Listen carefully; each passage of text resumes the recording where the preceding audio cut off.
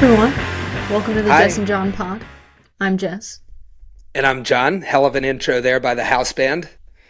Yes, playing us in, and we have a special episode today. There's like a revolution or something. By now, you all have maybe heard of a little man named Brian Thompson, who happened to be the UnitedHealthcare CEO. He was 50 years old. He was allegedly shot by 26-year-old Luigi Mangione. He's been charged with murder, but the official motive it's not clear. We don't know. But we do have a manifesto or something? I don't know. He was caught with this anti-capitalist writing. His Goodreads account has some of that as well. We have a lot of developments to go over with on that front. But, as of recording this on Tuesday evening, according to Axios, Mangione's lawyer says that he will plead not guilty to the Pennsylvania charges and suggested he would do the same with the New York courts.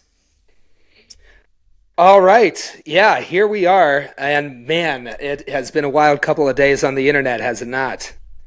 It's been the best. It's Yeah. been so fun, John. Yeah. I Can I actually lost. say that? Please. Yes, you can. I think I think it's all okay for us to, take this in however we take this in. I personally have been feeling a little bit insane. Just kind of looking out at all of our problems and seeing the complete lack of doing anything about them. And I'll just be honest, this feels like the first time those two things came into alignment that made sense with what is before my eyeballs, you know? Oh, John's mic. John's mic went sicko mode. We don't know why it does that, but if anyone does, let us know. It's actually my insurer, Anthem Blue Cross Blue Shield. But if you do know anything about mics and would like to not have that happen, please suggest this in the comments. This is how you know we're not billionaire media. Yeah, I think there's something bittersweet about all of these people that have been defending Israel on my timeline for months, outlining why it's okay for Israel to be killing this many civilians, now suddenly outraged. And it's the same people that are making these excuses. They are so upset at this 26-year-old boy. There does seem to be a little bit of selective empathy, doesn't there?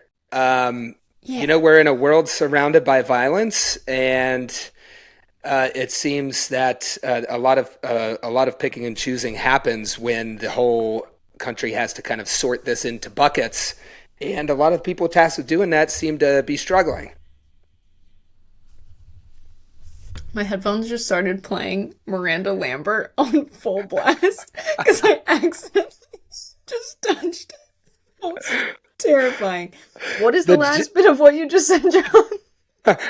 It's I cut my bangs with them rusty kitchen scissors. The Queen Miranda Lambert. You thought that you pressed Miranda Lambert. It was actually me singing pitch perfect and at full volume. I love her. She was at the top of my Spotify Wrapped and Derek's because I use his Alexa device. And so does Jeff Bezos, listens in on the household. Early like listener of the Jess and John pod, Jeff Bezos. Hello, Yeah, one Jeff. of our first. Thanks, Jeff.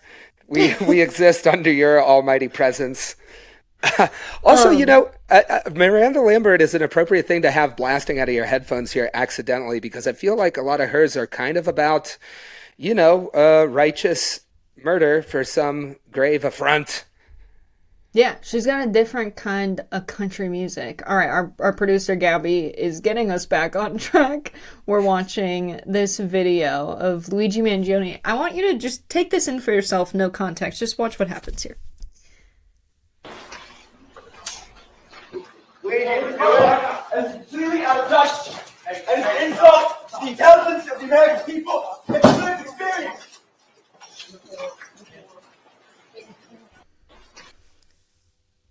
So that's Luigi Mangione, obviously, with the police officers. Also, I don't know if I should be saying Mangione. I should have asked my mom for proper pronunciation before recording this podcast. Nevertheless, you see him shouting there to a group of journalists. That's out of touch and an insult to the American people. They're wrestling to get him into the building. Not really. But he seemed upset at something a journalist said. We don't know what.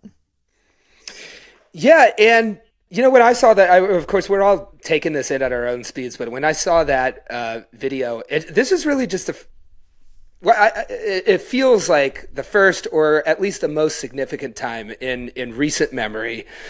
I'm sure if we have our boomer or silent generation listeners tuning in, they'll have other examples. But here we have a high profile case in America of, a politically motivated um, killing of a CEO, right? And it's the first time we're all grappling with this having, motivations and a political message that we are not used to sorting through. And bang, right there it is in our face. And I think the responses have been really interesting.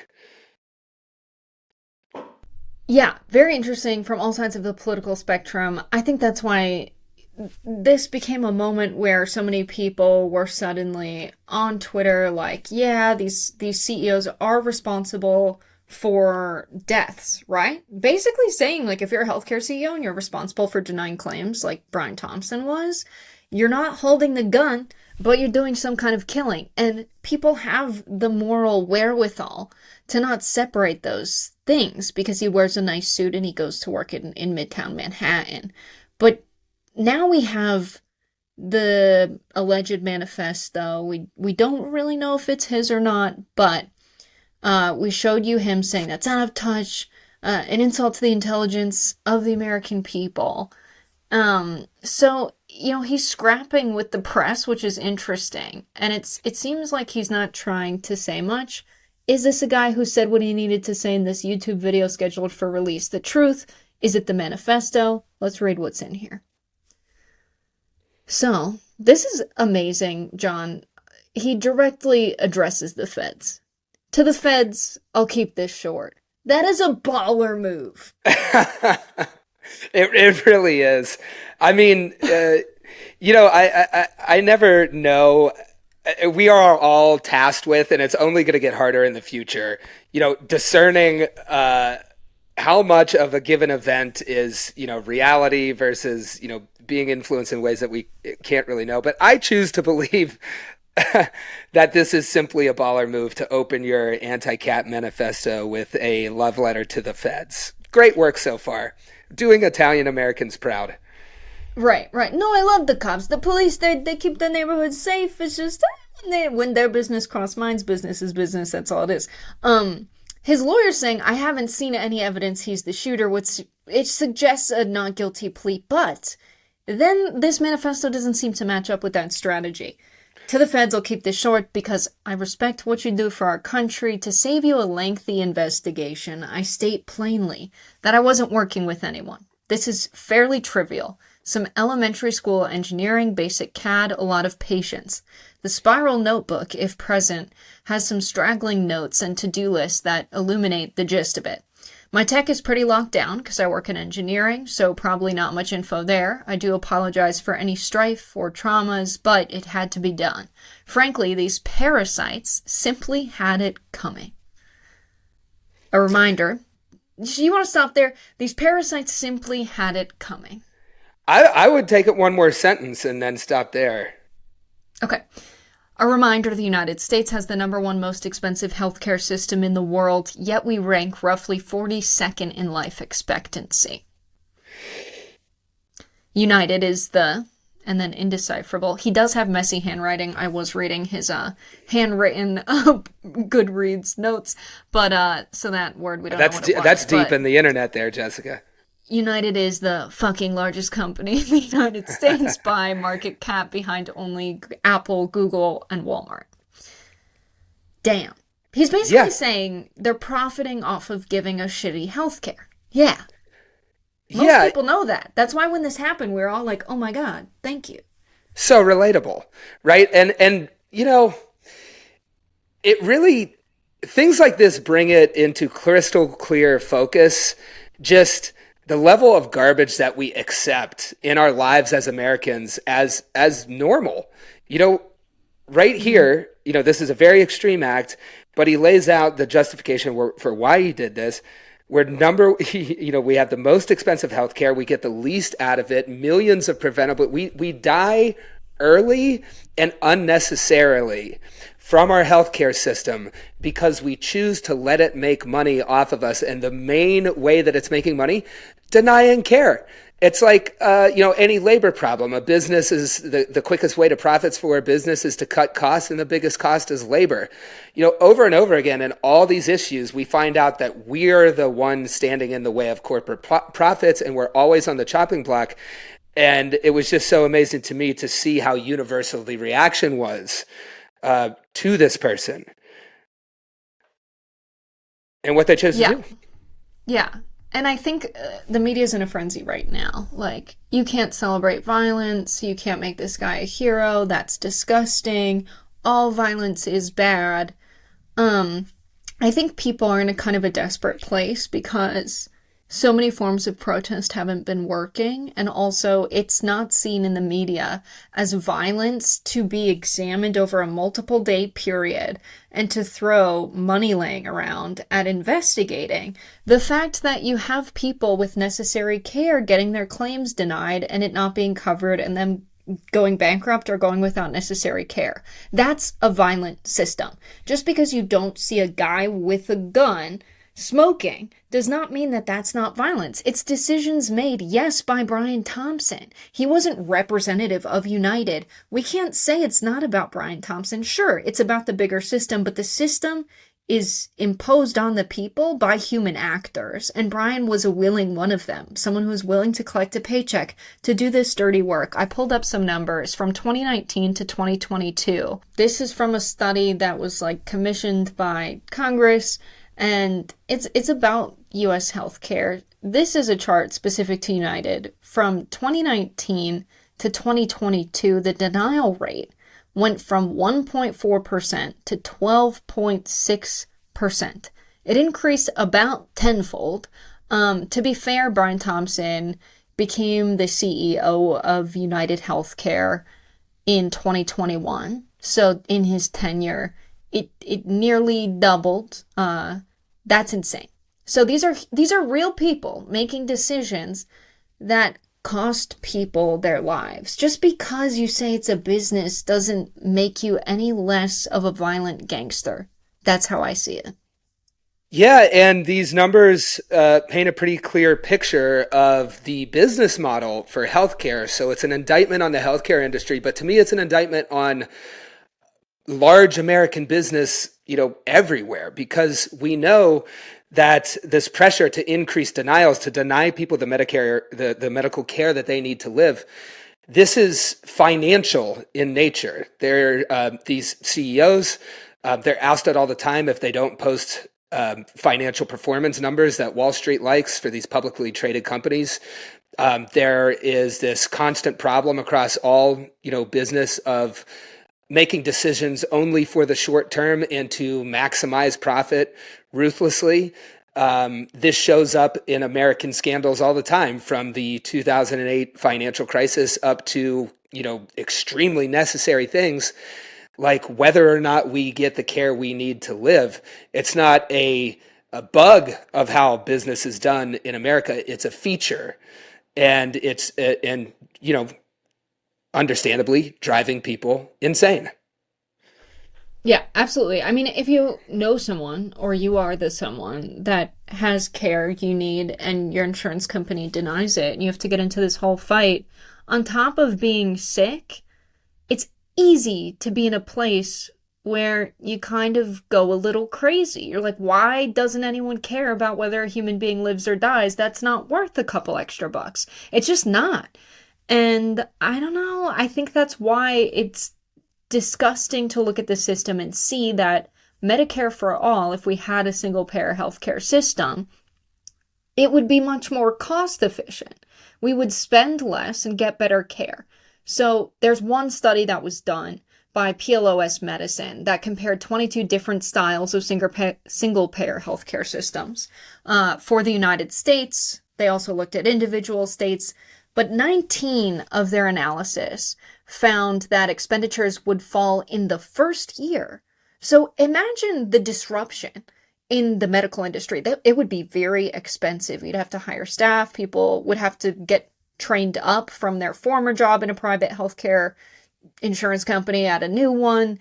It would be a mess. Still, in the first year, 86% of these analyses, these different cases of different systems, expenditures would fall in the first year, and all of their analysis showed the potential for long-term savings. Yale's study got a little bit more specific.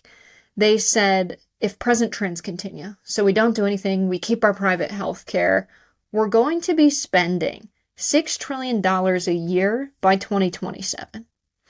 $42.9 trillion on healthcare over the next decade. Now, Yale looked at this, and they said, okay, what would this look like if everyone was covered by Medicare for all instead? Well, they said we'd have better health outcomes. People delay care and don't receive it because healthcare is expensive and they don't have it or their claims get denied. It would save 68,000 lives a year and reduce healthcare spending by around 13% or $450 billion a year. It's one of those cases where the grass really is greener here. You know, it's change can be scary, but in reality, nobody likes paying taxes, and a tax that we don't think about is the one we pay every month to these private healthcare companies that are, above all else, have a duty to return the maximum profit margins possible to their investors. We know that most of the investors, a tiny share of everybody who owns stocks owns most of the stocks, right? So here we all are every month paying for this care that is costing us the most, returning us the least, and a huge chunk of what we're paying every month is not for medical care. It's not to make the system operate or to, meet the human needs of the healthcare system. It is to pad the pockets of executives, of industry lobbies, of their political arms that pour spending in to preserve this system and make sure we don't go to Medicare for all, a single payer system, save 68,000 lives a year, save a ton of money. Part of our premiums are going into political lobbying to keep it the way that it is.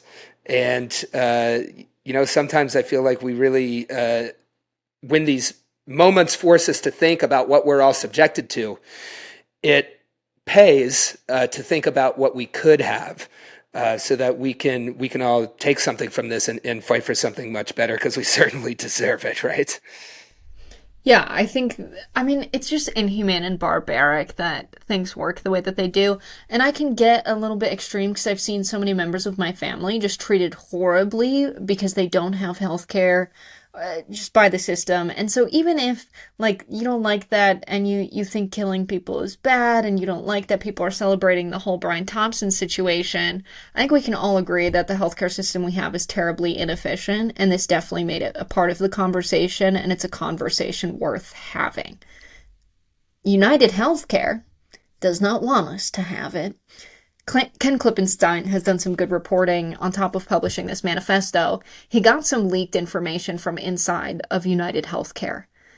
He got a quote from a source within the company. You can tell they really just want us to shut up and not acknowledge it. So the bosses at UnitedHealthcare are telling the employees to not talk to people about this. They went on to say supervisors are afraid to speak up about the corruption for fear of losing our jobs. So just acknowledging there's corruption there. They continued, and this is crazy. It's like we're being forced to lionize Brian instead of analyze who he was. Based takes. The call is coming from inside the house. Everybody, including people who get paid by this company, I think, knows how bad this is. It's wild. I drink all of this on the internet at night, and it makes me feel less insane. Yeah. The actual memo they sent out to the employees, Ken Klippenstein got that too. And yeah, I think if I was an employee and I got sent this, I would have the same reaction. But what they said in writing to their employees was, we ask that you adhere to our corporate communication policy regarding interactions with the news media. All media inquiries should be directed to our communications department. Please refrain from making any statements or comments to the media to ensure that our communications remain consistent and respectful. Okay, If you are such an evil company that the employees cannot talk about what happens within your doors, how can you possibly put yourselves on the right side of history morally? I'll just say that. They have something to hide. Yeah, this really feels like whoever wrote that instruction to the employees might have like a giant red button by their desk, kind of like Austin Powers style, that like if anybody kind of goes off of the company line, they just like give that button a smash and some doors open up and then you burn in hell, probably with all the other executives that deny coverage for profit. Yeah, it's really bad. I'll share a little bit. If you follow me on social media, you've heard this before. But I think like sometimes looking at the numbers feels not personalized. So John, if you have a healthcare story or know someone with one, please share it. But I'll share this one. A year ago, literally a year ago, as on the 17th, I was hospitalized with a pulmonary embolism. It's when a blood clot passes through your heart and settles in your lung. I get good care at the Waverly Health Center. They did a very good job with me. And then they probably wouldn't have found it, but I had an all-women doctor team. And I came in with a high heart rate. I was like, I don't know, my heart's just beating fast and I feel really weird. And they tested my blood for clots. And then they said, it's really low, but just in case, we're going to take you in for a CT scan. And they found it. So lucky me. I left and got a bill for $8,000. I was like, my deductible's $2,000. This makes no sense.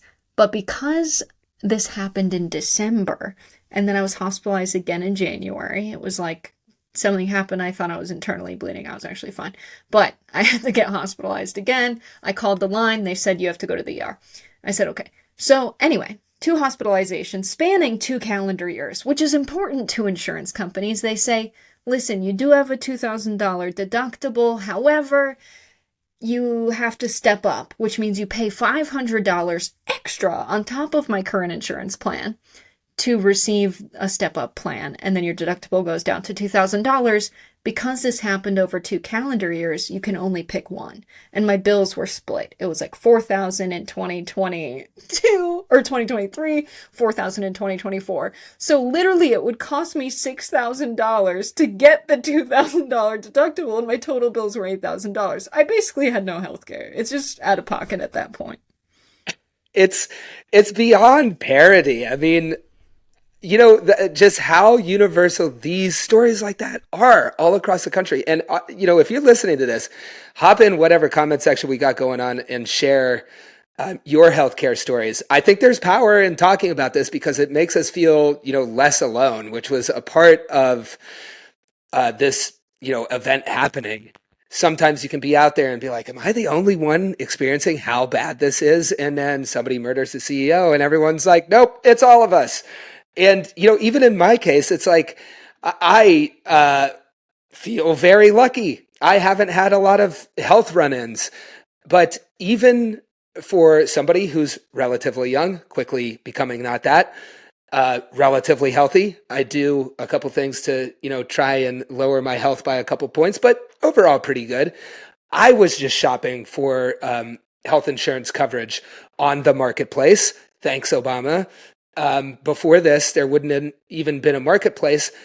But the fact that we had health insurance reform, and then I have this kind of experience that I'm about to share, shows you how far we have to go. Because I go onto the marketplace where the whole idea is that there's competition. You can compare these plans. You can choose the best that's for you. The only options available to me, relatively young, relatively healthy, my deductible without a tax subsidy. Thankfully, I am a journalist not making that much money, so I do get a tax subsidy. But if I did not, my premium would be between $450 and $650. My deductible, the lowest it would be, it was $3,500. The highest is $9,000. So it's like I'm paying hundreds of dollars every month just to have a plan that doesn't pay anything until I blow through $9,000. If I have this whole issue that you described, Jessica, of needing care in both December and January, they kind of slap you with that sleight of hand trick. And then it's a $65 copay. Anytime I want to access this system, I walk through the door, it costs me $65. And then you have some bureaucrats deciding what hospital you can or can't go to and what medications are covered or not. And you're all expected to just kind of wade through this for yourself. It takes time and mental energy and anguish. And that's if you're healthy and young. That's if you're healthy and young.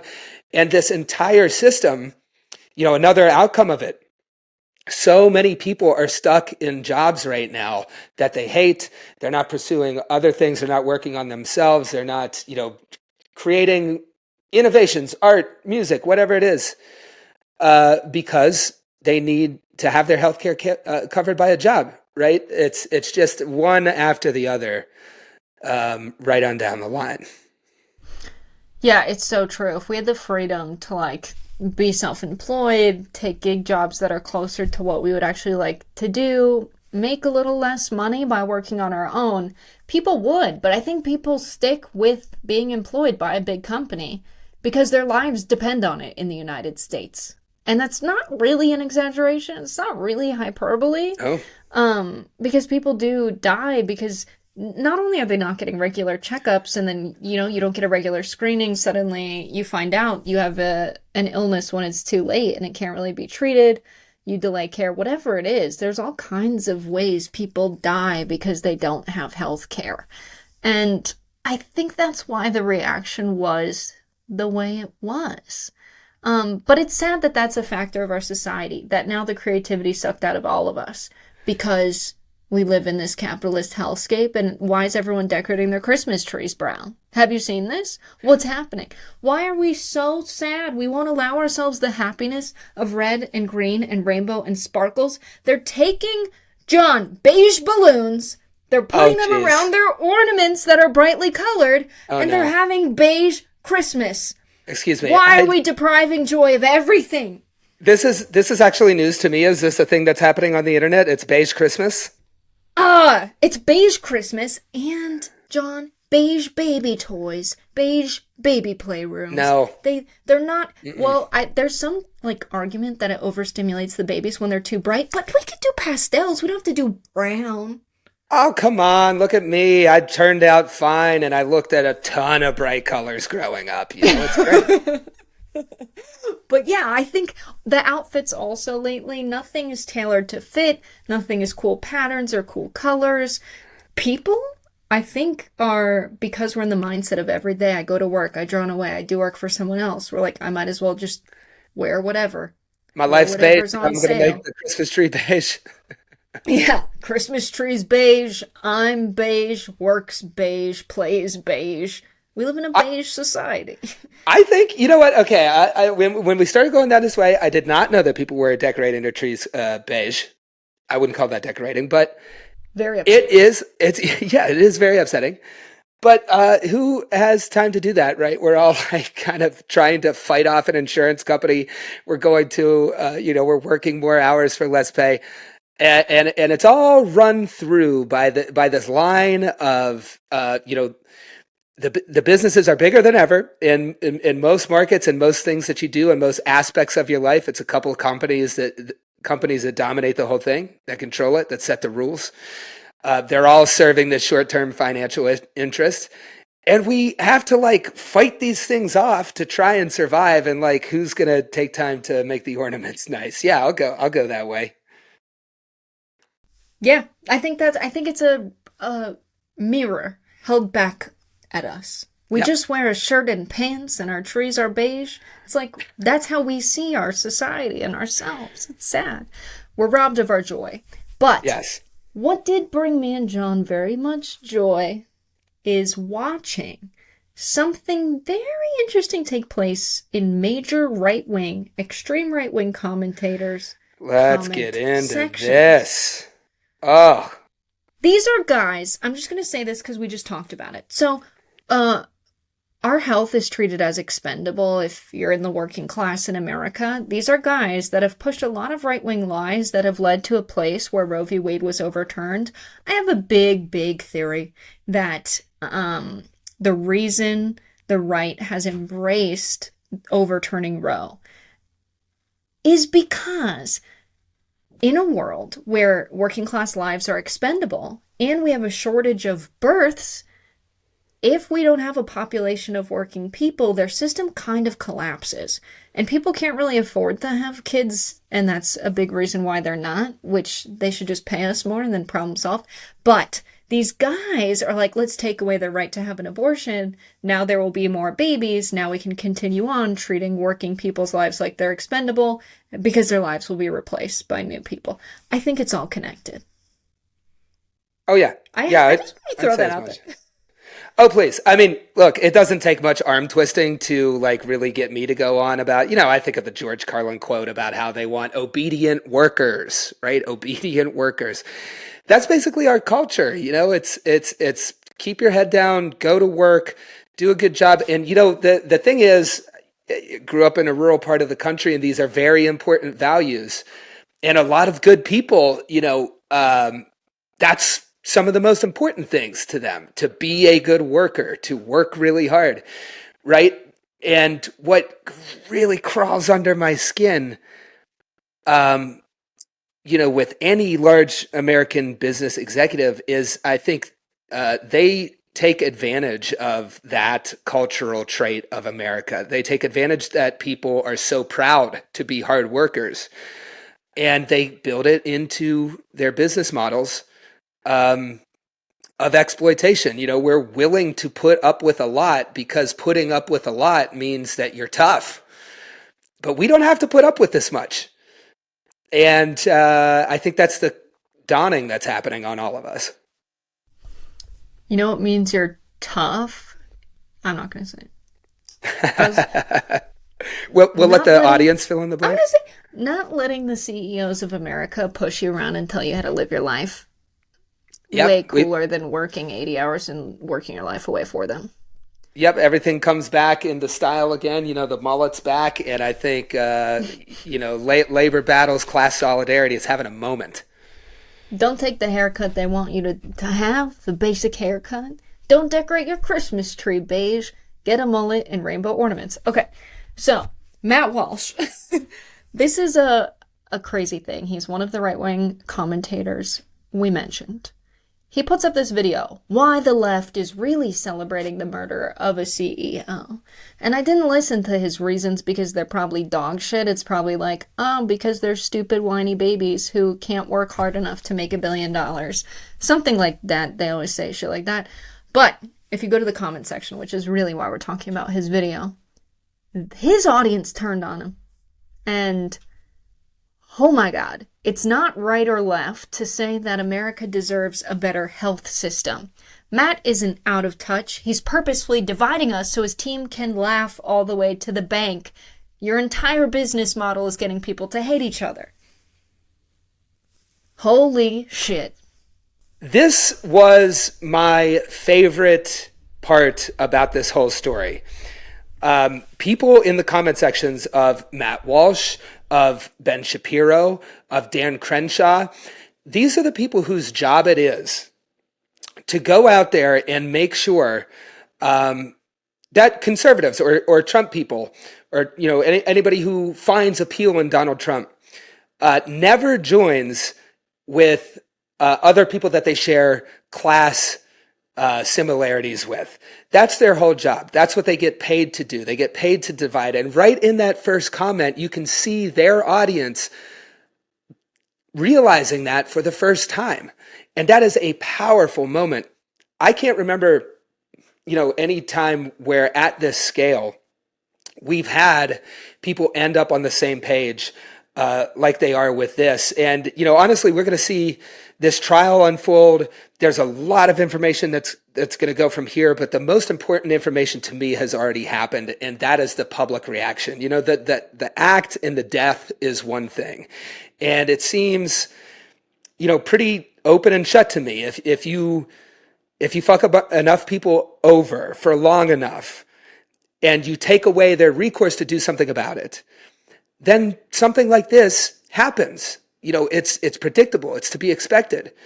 But the public reaction, like these comments that we're reading in conservative YouTube channels, is an entirely different thing. And another thing I think it's interesting is this system is so bad, that a person from an elite background, what was it called, Jessica? An ex-Ivy League student. I really like this term. I saw you So tweeted about funny. that. So funny, right?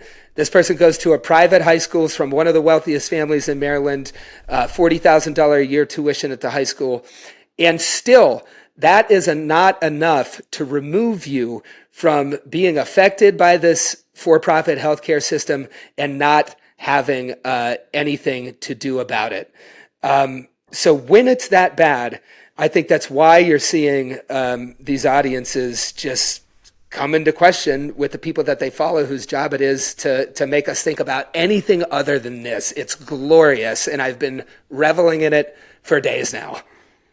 Yeah, I just want to say there's no different real path in the process of going to an Ivy League school that someone like Brett Kavanaugh has. Oh, he's a nice young man. Yale educated. This headline doesn't say UPenn educated. It says ex-Ivy League student. Almost so you separate it. Oh, the Ivy League disowned him. No, he graduated with a diploma and went on to have a successful career in the field in which he studied at UPenn. He went to graduate school. He got a master's degree from UPenn. Like, to call him an ex-Ivy League student is so fucking funny because it shows how quickly the establishment will immediately disown you once you're inconvenient for the system that they uphold. Whoa, buddy! Bye. You can go to Booz Allen Hamilton or Deloitte or McKinsey, but don't be murdering CEOs out here. We can't have you around at the class reunion. It's going to make for awkward conversation. Yeah, ex-Ivy League. He's done. He's ridiculous. That's how they do it, though. That's how they do it. But this was a smart man. You can tell by his Goodreads reviews. He left a comment, it went kind of viral, or it's a review, rather, on Ted Kaczynski, also known as the Unabomber's book. It was kind of a manifesto, Industrial Society and Its Future. What I find very interesting is our boy Luigi did not say, like, Ted's great. Totally agree with Ted. Great stuff Ted did. Fan of his work. He said he was a violent individual, rightfully imprisoned, who maimed innocent people. While these actions tend to be characterized as those of a crazy Luddite, however, they are more accurately seen as those of an extreme political revolutionary. One take that I found interesting online, he quotes, had the balls, this is a take online I'm assuming Luigi found about Ted Kaczynski that resonated, which is why he's including it. Had the balls to recognize that peaceful protest has gotten us absolutely nowhere, and at the end of the day, he's probably right. Oil barons haven't listened to any environmentalists, but they feared him. When all other forms of communication fail, violence is necessary to survive. You may not like his methods, but to see things from his perspective, it's not terrorism, it's war and revolution. Violence against those who lead us to such destruction is justified as self-defense. So I think it's interesting that he made such a point to say the Unabomber maimed innocent people, because he mailed letters to, like, blow up government employees that were regular bureaucrats, very low level. And so Luigi taking a different approach, going directly to the CEO, it is interesting. And a lot of people say the guy went crazy, he's estranged from his family. I don't know. Seems like his actions are logically consistent with his post that is from January. So maybe he didn't talk to his family for a few months, but in January, sounds similar to the manifesto. Yep. And, again, it's just another instance where we are now collectively taking another look at how we treat violence, because basically all of the media that we consume reinforces that there are ideas where reinforces that there is violence that is okay, and then there is violence that cannot be tolerated. It's just that the violence that cannot be tolerated usually falls into the category of disruption to the status quo that is pretty focused on maintaining stability, of maximizing profits, maintaining a stable business environment, keeping worker power at the lowest level that you possibly can to keep the quarterly profits at the highest level that they can be. And so if violence comes in and disrupts that cycle, then that is violence that's not okay. And that's what we see reflected to us and told to us by media outlets. Except now people see an act of violence that they resonate with, and they say, who are you to tell me that this is not okay when members of my family, are being denied coverage that they need to live, right? It's this collective moment of questioning what media is telling us, of questioning what violence is okay and what violence is not. I think another thing I saw that popped up close to this, a coincidence of timing, but the man who strangled a street performer on the subway was acquitted. And, at the same time that right-wing media was saying that violence against the CEO is never okay, they turn around and celebrate how a vigilante kept people safe from a street performer on the subway, right? So it's enough to make your head spin. And I think a lot of people's heads are spinning. And what's significant about it is that the people whose heads are spinning that you would expect the least are in the comment section of a lot of conservative media. It's what a moment to be alive. Yeah. Our producer has told us that CNN reported the police are claiming to now have a notebook from Luigi Mangione. And in these notes, he allegedly wrote, using a bomb is bad because it could harm innocents, but, quote, what could be better than shooting the CEO at his own bean counting conference? Dude had his mind made up. And is making the country think about this. Yeah. Right. Yeah, I think about, the conversation we're having around violence, and it's easy to not have anyone to be mad at when it's the system. It's the Federal Reserve raising interest rates that then go on to make more people unemployed because there's less new jobs, because there's less money being invested in businesses. Now that there's less jobs, there's, more competition in the labor market. Wages can stay lower. Some people are unemployed intentionally as an explicit policy and a known result of the policy. Literally a step in bringing inflation down is increasing unemployment. This is necessary. You need a job to, one, as we discussed, have healthcare, purchase food, have rent. You can't survive in America without money. So the United States government, it's Congress that really gives the Fed a lot of their directives, but it's the Federal Reserve as well, are intentionally making Americans poor, unemployed, homeless. That's violence. I'm sorry, you're taking away their means to survive. That's always going to be violent in my mind. But we're not taught to see it that way. Yeah. And the death is as final by bullet as it is by some giant rubber stamp coming down saying, sorry, we're not going to pay for that because we need to make quarterly earnings reports. Same outcome. Yeah. And I think what we're going to see now is Luigi Mangione getting the villain treatment from the media, which is when someone threatens the establishment. Like we said, he's not an Ivy League educated guy. He's an ex-Ivy League student. The CEO shooting suspect has a violent outburst. Really? Where the cops slam him against the wall? He's having a violent outburst because he's defending the American public to a shitty journalist saying, you're out of touch, and that insults the American people's intelligence. That's a violent outburst, and they take a screenshot of his face looking real snarled and angry.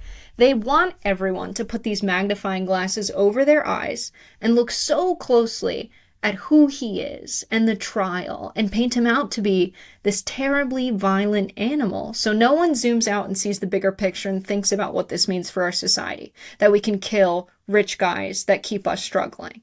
That people can be killed who are CEOs making decisions to deny people necessary care. Don't be critical of the healthcare system. Instead, look at this really zoomed in photo of Luigi's face and really think about how horrible it would be if this was your father and he was murdered. They're going to make this guy seem like the worst in the media, and they're going to take all of our focus specifically on him and on this trial because they are terrified if we keep thinking about the bigger picture here. Yeah, terrified is a good word for it. And I think back to the early days when this was unfolding, there was a really significant moment for me. Like, you could see there was a first wave of the internet reaction that was suggesting that a lot of people were resonating with this. And then there was the first media coverage, and that immediately leapt to, this is never okay. Vigilante justice is not something that happens in America. And then the public swell and the real reaction took place. That post that they had on Facebook from UnitedHealthcare, where there's like 60,000 reactions and 58,000 of them are laughing emojis. The stories that came out from legacy media right after that, especially the TV shows, you could see the hosts caught between a rock and the hard place, because they saw that across the board, the public, their audience, was going one way. And if they were to follow the audience, that would put them at odds with their advertisers, many of whom are the large corporations, including health insurance companies, right, that make these television news programs happen. And there was genuine uncertainty, shock about where to go from the typical TV host. But, now they've gotten a little bit of time to get the act together. And I suspect, like you're saying, we'll try to, paint this guy out as the bad guy. But you saw it happen again when they tried to scare everybody that, oh, it's a nationwide manhunt, there's a killer on the loose. And then people were like, actually, I feel safer with this hot Italian assassin taking care of the people who are denying my claims.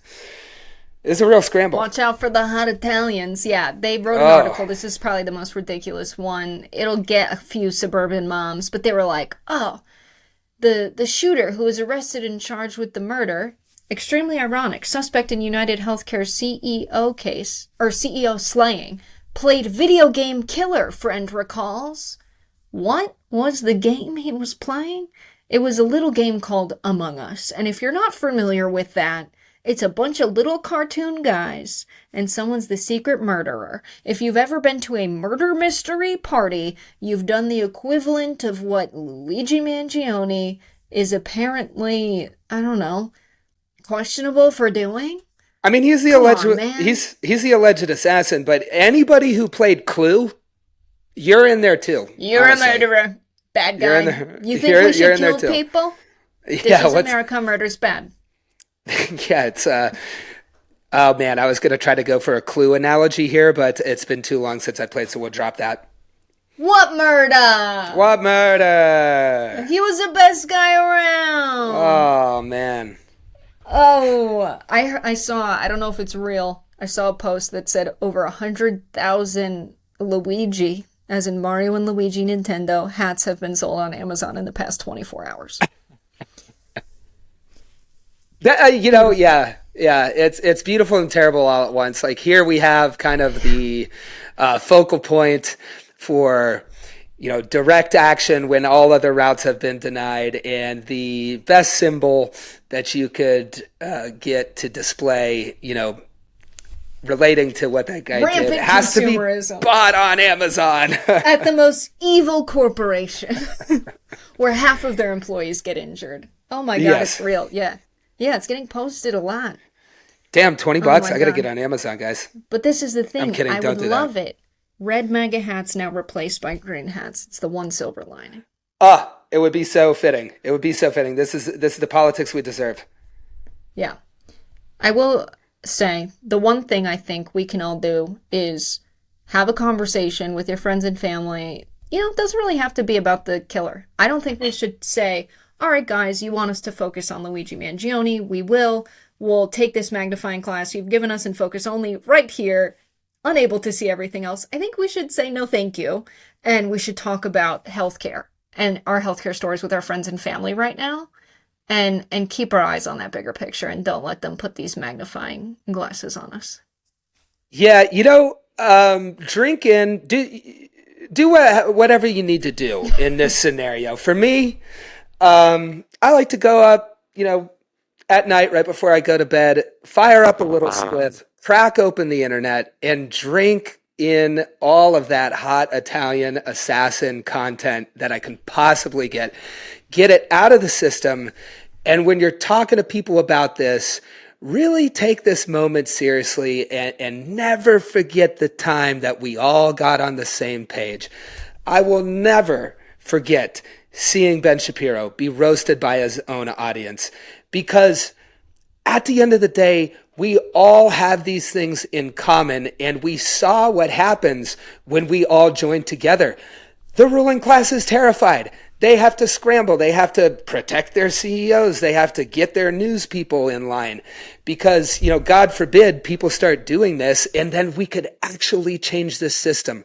We know how to do it. The political, people being upset, that's there. And then you get something like this happen, we can get together. So let's all hold on to that. And I think it's also a good time to open yourself up to new political ideas too, right? Remember this time when we almost all got together and tried to manifest, and I'm using these hands right here, manifest us a leader worthy of this united mass of Americans fed up with their health care, so we can actually do something with all of this. Yeah, genuinely. I think we all like when a killer is anonymous, right? We like Batman when he has the mask on. We don't like knowing our hero's identity. Everyone was so happy before we knew who he was. Now we are doing the thing where we're obsessing over who he was and everything he said. But I'll share this. My mother, I come from an Italian-American family, both sides. I text in all caps, "He was Italian." She responds, question mark? Question mark? Question mark? I said, "The CEO killer was Luigi Mangione." My mom just replies, "Mob brother." Mom ain't seen nothing. Mom ain't been to McDonald's or Altoona. I go, "You know Mangione's?" Because at this point, I'm like, "Do?" Because her father was in the mob. And so she thinks any Italian man is just in the mob. But they're estranged. We don't talk to him now. He's in Florida. For I go, podcast "You know purposes." Mangione's?" Yeah.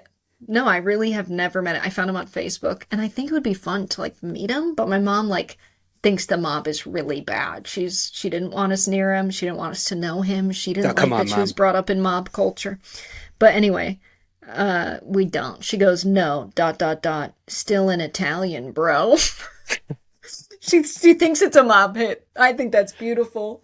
Hey, That's if he stayed in New Jersey, New York, Connecticut, nobody would have told. Oh, yeah. Going to Pennsylvania. Yeah. Pennsylvania is weird, man. They got toll roads that are ridiculous. You can't buy liquor anywhere that you're supposed to be able to buy liquor. And if you kill a CEO and the country rejoices in your act of revolution, the people in McDonald's and Altoona are gonna dime you out. Can't even get a good bagel. See you next time, folks.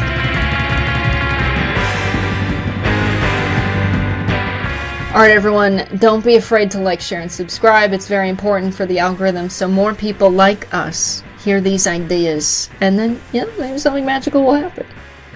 That's right. We're all at the mercy of the algorithm here, but hey, if you want to give it a little boost, why don't you write into us on the back of a $20 bill in the comment section of Instagram, wherever you find this podcast, with your mailbag questions. Eventually, we will do one, and we're looking forward to it, so give us something to talk about.